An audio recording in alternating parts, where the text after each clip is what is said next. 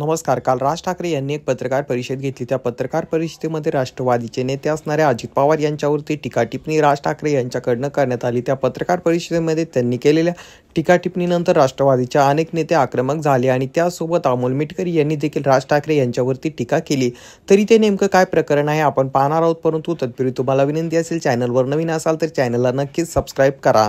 काल राज ठाकरे यांनी पुण्यामध्ये एक पत्रकार परिषद घेतली. त्यामध्ये पुण्यामध्ये येणाऱ्या महापुराबद्दल त्यांना जे प्रश्न विचारण्यात आला, तर त्या ठिकाणी बोलत असताना राज ठाकरे म्हणाले, आपल्या महाराष्ट्राला 2 उपमुख्यमंत्री आहेत, त्यातले एक मुख्यमंत्री पुण्याचे आहेत, परंतु पुण्यामध्ये ते मुख्यमंत्री नसताना देखील आपल्या पुण्यामध्ये पूर आलाय. अशा प्रकारची खोचक टीका त्यांनी अजित पवार यांच्यावरती केली आणि त्यानंतर आक्रमक झालेले राष्ट्रवादीचे अमोल मिटकरी यांनी देखील राज ठाकरे यांच्यावरती टीका केली. त्या ठिकाणी बोलत असताना त्यांची जीभ घसरली आणि ते म्हणाले की सुपारीबाजांनी जे आहे अजित पवार यांच्यावरती बोलू नये. आणि त्यानंतर मनसे मोठ्या प्रमाणात आक्रमक झाली आणि अकोल्यामध्ये अमोल मिटकरी यांची गाडी जी आहे मनसेकडनं फोडण्यात आली असं देखील बोललं जाते. तरी तुम्हाला याबद्दल काय वाटतं, खाली कॉमेंट करून सांगा.